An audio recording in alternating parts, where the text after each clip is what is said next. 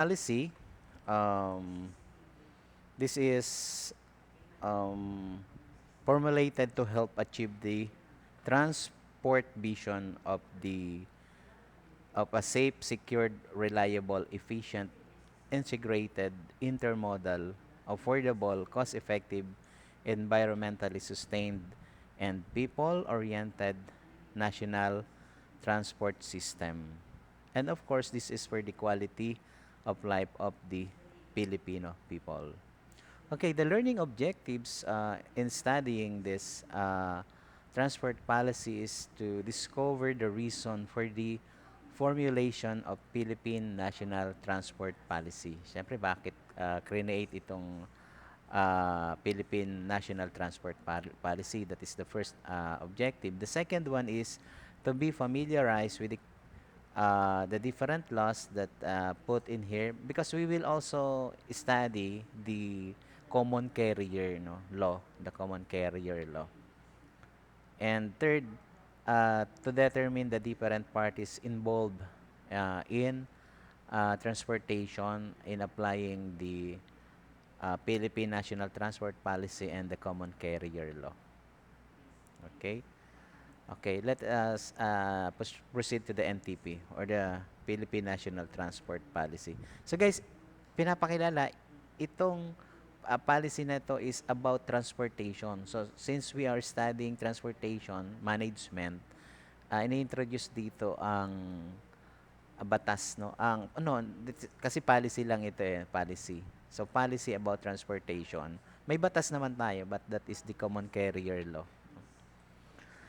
Okay, itong NTP for short, no, ng National Transport Policy, it was embodied in NEDA, National Economic Development Authority Board Resolution number 5, series of 2017,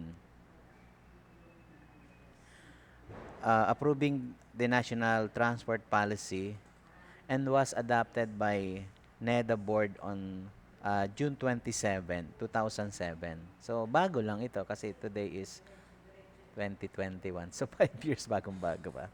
It was published in general circulation on February 14, 2018. So yun nga, no, ilang taon pa lang.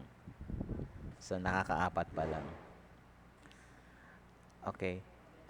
Under the section 1 of the National Transport Policy, sinasabi na to achieve the transport vision.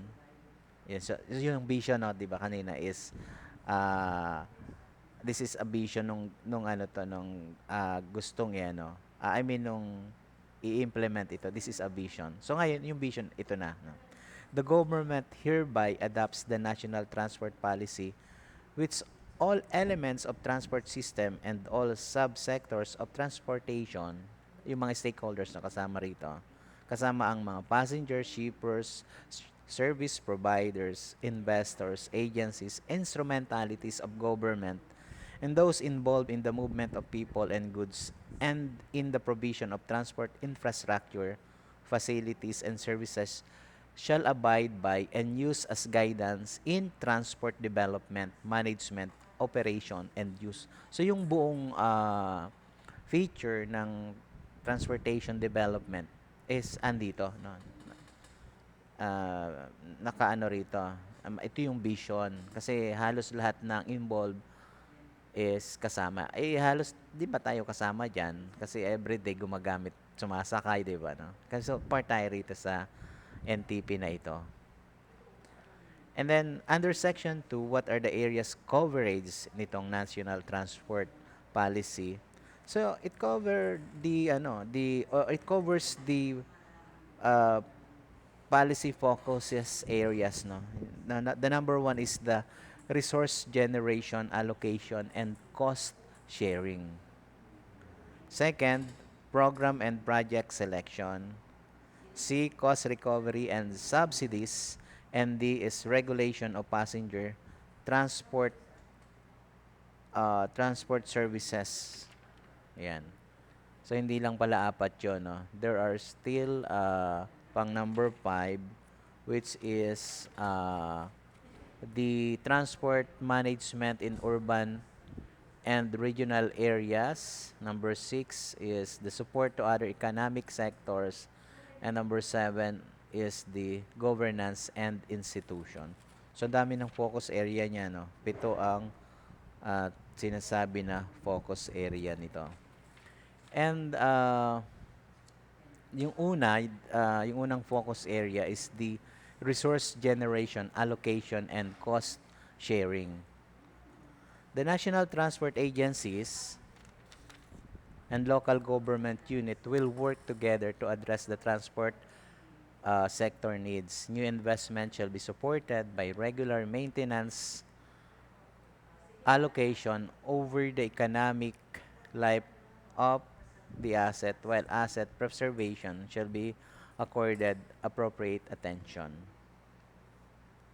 So, anong sa focus number 1, the agency na mag-implement nitong National Transport Policy at local government, they will work together. Siyempre, magtutulungan, ano yan eh, combine, no, para mas ma-implement yung policy nito. And new investment shall be supported by regular maintenance. So may mga infrastructure na ilulunsad or i-implement or gagawin, no? And this infrastructure, this investment, of course, yun yung sinasabi na will support the economic life. Yan, ng mga tao na involved dito. Tayo, no? And there is also PPP or public-private partnership and privatization of public transport operations that shall be considered to augment government resources. So, saan manggagaling yung yung suporta? Dito sa PPP or public-private partnership. Okay. Dito, private, no, yung private sector, they will tap the private sector in expertise, no, and technology. They have the technology, the transfer of technology, kumbaga yung knowledge nila, yung expertise nila is gagamitin dito. And also assign risk to the party best able to control or influence its occurrence on or to manage its consequence. So, kumbaga, government and private sector magtutulong para whatever problem they encounter during the implementation of this program or this policy, mas matutugunan. Kasi, yung expertise nga daw ng mga nasa private sector at kung they know how to handle the risk, sila yung tutulong doon o harap. Like for example, yung recent case ng ng MRT, 'di ba? Based on the news, may parang nasunog, no, yung isa sa So parang accident daw 'yon, and then syempre if you're in the MRT and then nasa loob yan, 'di ba? Kulong yan, kulob ba? I mean, nasa loob kayo ng bagon. Nakakatakot talaga 'yon, no. So dapat hindi nangyayari yung ganon. Pero ang involved kasi doon are those expert already, no? So they can explain what happened siguro. Maraming they will investigate na kung ano yung reason. I hope na paknood nyo sa yung kapon sa news, no, kung aware kayo sa mga nangyayari sa labas, or I mean kung may time pa kayo na mag-television. Under Section 4 na tayo, no, Program and Project Selection. The programs and projects should be fully aligned with national development goals and priorities. Siyempre, lagi namang SOP na kung ano yung i-implement mo na mga bagong projects, ito yung project din ng gobyerno, no? Kasi alignment hindi ka naman pwedeng gumawa na para saan yung gagawin mong project. It should be aligned with the project of the government. Compliant with international commitments, no? Ano ba yung mga international commitment natin, no? So ang international commitment natin, yun ay yung mga sinalihan natin ng mga treaties, no? Yan. Kung saan tayo ay signatories, no? Hindi lang naman ang treaties ay sa field lang ng customs administration, no? May treatise din kasi about the environment, no, ganyan. May treatise about transportation sa supply chain. Maraming mga kasunduan na sinasalihan ng Pilipinas. Kasi ano yan eh, yung ina-adapt natin yung international rule or parang law na ina-adapt din natin yan sa Pilipinas, no? Kasi kasama yan sa constitution natin na i-adapt natin itong mga international policy na ito na nagiging bahagi ng local ano natin dito, regulation. And also, supported with the adequate studies. Kasi ang maganda kung ano kung makakuha tayo ng ano ng advancement dito sa mga bagay na ito. And also yung sa network, no, network perspective. Yan. Siyempre, yung pagbabago, yung pag-unlad eh. Hindi kasi yan nag-i-stop eh, no. Kung yung iba ayaw na nilang umasenso, may mga tao talaga na ano. I mean, hindi lang ang asenso sa buhay but mapaunlad yung kanilang kaalaman. No? Yung iba ayaw na nila, pero may mga bagong sibol na continue pa rin. No? Hindi tumitigil. So, parang sabi mo, ba't siya nag-aral? Ako hindi. So, ano na lang, sama ka na rin. Sama ka na doon sa kanilang pag-aaral para hindi ka maiwan. Okay, convergent with comprehensive frameworks and plans, technically and economically feasible, environmentally sound with due consideration of measures to address disaster risk reduction and climate change, socially acceptable and based on public needs. So this is about the programs, no, and projects na implement under this NTP. At may tinatawag din tayo na Philippine Transport System Master Plan. Yan.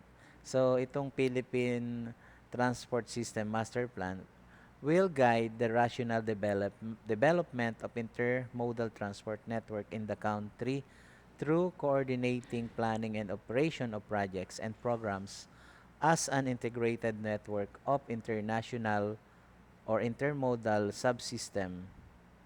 Okay. So yun yung ano, yung kasama rito. Ano dapat eh, connect nga itong ano na ito. So they should rely dun sa tinatawag na Philippine Transport Master Plan or Philippine Transport System Master Plan. And there is environment-friendly transport system shall be supported in order to promote environmental sustainability and protection. So, kailangan yung transport system natin is environment-friendly. No? Hindi kinakailangan na kung gagawa ka man dyan ng daan, isirain mo yung buong kagubatan. No? So, pwede mong gawa ng daan.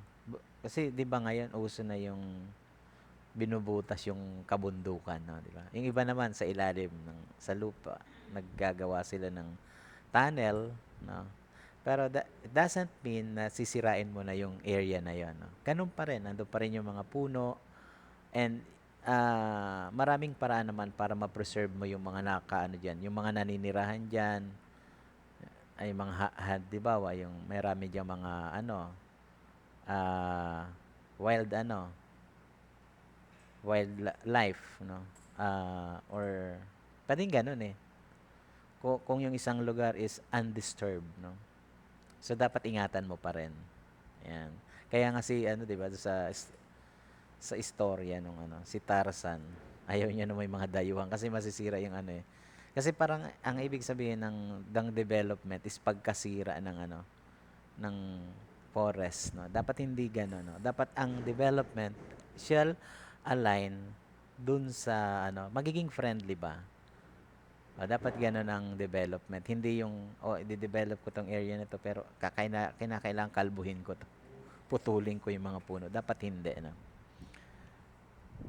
Okay, and also the use of clean and energy efficient transport technology fuel will be pursued, no? Meron tayong batas ngayon yung paggamit ng ng itong mga fuel na na environment friendly or environmentally friendly. Environment friendly na lang. Um, Kasi yun din, ang concern din is about the environment and people, no?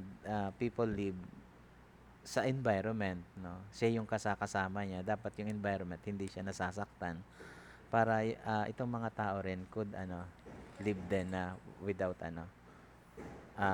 I mean yung merong fresh air, 'di ba? Kasi kung maninirahan ka, then nasa ano ka lang din, yung aircon ba? I mean, maghapon ka sa aircon. Iba mo na yung may fresh air na kasi kailangan ng katawan natin para mag-function ng maayos. Although tulad namin, no, maghapon kami rito, syempre, minsan lumalabas din kami para sumagap ng sariwang hangin. Hindi naman pwedeng 8 hours ka andito ka, no? Kasi nagsi-circulate din lang ang hangin dito sa loob ng room. So, kailangan din lalabas para yung ano natin, lungs natin is makakuha din siya ng fresh air. Okay. Section 5, cost recovery and subsidies. Although this is only up to section 11, no. Nasa 5 na tayo kaya bigay ko na lang sa inyo yung pinakang brief nito. So for cost recovery and subsidy under section 5, fares and charges for transportation services are determined by the appropriate regulatory agency shall, as far as practicable, be cost-based and shall recover at the minimum the operational and maintenance cost net of eligible subsidies. Subsidies, incentives, and other government undertakings when so justified according to economic, environmental, and or social grounds and allowed other existing laws, rules, and regulation shall be direct, specific, and transparent. So, with regard to the cost recovery, kasi those private entity na involved dito will be provided by an incentives or subsidies, no? So sila makikinabang sila pero that subsidies will be guided accordingly para kung how much ba yung makukuha nila. Ayan. So siyempre nagbabalik naman ang government natin to those who want to help, no? So through the subsidy, no? Under Section 6, Regulation of Passenger Transport Services, transport agencies shall primarily be guided by public interest and safety in regulation of passenger transport services. So kung gagawa man ng rules and regulation, that is in accordance kung ano yung best public interest, no? Para naka-align kung ano ang gawin ng mga pasahero. Ayan, ano ba yung para yung hindi sila mahihirapan. Like for example, 'di ba yung sa pagbibisikleta, no? Dapat may subsidy yung magandang sana yun, opportunity nung kasi yung pagbibisikleta nakakatulong yan sa sa health, no, sa health nung kasi na-exercise na siya. Pero risky rin naman, no? Kasi kung magbibisikleta ka at wala kang sariling daan, baka naman maaksidente, no? So maganda sana kung nung time ng pandemic, no, may available bicycle lane para do sa mga short distance lang na na office, no. Naka-Amerikano kasi nagbibisikleta nga, napapawisan nga lang. Pero magandang no, merong bike lane from Apari to Holo, buong Pilipinas. And then ang setup ba is isang bike lane. And then hindi mo pwedeng, kumbaga, pwede mong iwanan yung bisikleta, no, doon din. And gagamit ka, andun lang yung bisikleta. I mean, nasa lane lang na yan, no? Pang mga personal lang. Anyway, paano lang yun? Providing lang yung idea lang. Maganda sana ang ganun kasi to solve the economic problem on transportation. Kasi mostly, di ba, yung kapag may time kasi nung wala pang pandemic, ang problema is itong transportation, yung natatraffic ka. And then yung nakaupo ka lang sa bus, inaabot ka ng ilang oras, 5 oras nakaupo ka lang, walang nangyayari, di ba? Parang, ano yung solution doon? May mga, so, yung nasabi ko is just a kind of solution. Pero hindi naman agad-agad yun magagawa. Okay, next is Section 7, Transportation Management in Urban and Regional Areas. So, this is focused on moving people, moving more people than vehicles. No? Kumbaga, yun nga, nakapokus sa tao, hindi ang makikita mo are those vehicles sa lansangan o sa mga daan, but people dapat yung nakakapag-move. No? Public mass transportation in urban areas shall be given priority over private transportation. So, mas bibigyan daw ng pabor yung mas kasi mas marami, mass transportation. High capacity public transport system shall be preferred mode in high passenger density corridors, interconnectivity and multimodality within and among public transport modes. So, yun itong sinasabi rito na transportation management in urban and regional areas. Okay. Makakatulong din ito to address the congestion problems dun sa iba't ibang roads dito sa Pilipinas. Then, this is cost-effective mobility management that used to overcome expensive infrastructures. Okay. And then, under Section 8, support to other economic sector, the Department of Transportation shall coordinate with government agencies and other private sector in establishing a seamless intermodal tourism, agro-industry, and trade and logistic transport network through the implementation of convergence programs. So, support, no? Coordination lang with the of the government through ang magli-lead is the DOTR, Department of Transportation. So, sila ay makiki-coordinate din sa mga private sector. Kasi ang private sector maraming involvement sa transportation, no? Like, do sa atin, we have the supply chain, no? So, ang supply chain, it moves cargos, so dapat rin ma-provide din sila ng proper ng mabigyan ng equal dito treatment, hindi lang people but part din kasi sila ng ng system. Then Section 9, Governance and Institution. So, sa governance and institution, legislative action or administrative modifications. Kumbaga, tinitingnan yung alignment ng mga batas natin at yung mga yung mga polisiya, administrative rules natin about transportation. Titingnan. It should be aligned. Number 10, implementation of National Transport Policy. So, the NTP through the National Economic and Development Authority and DOTR and the DPWH together with the Interagency Technical Committee on Transport Planning, NEDA Board Committee on Infrastructure or Infracom shall undertake the necessary measure to implement the National Transport Policy. So, yan yung kabuuan nitong ating discussion sa NTP or National Transport Policy. Okay? Thank you. Thank you so much. So,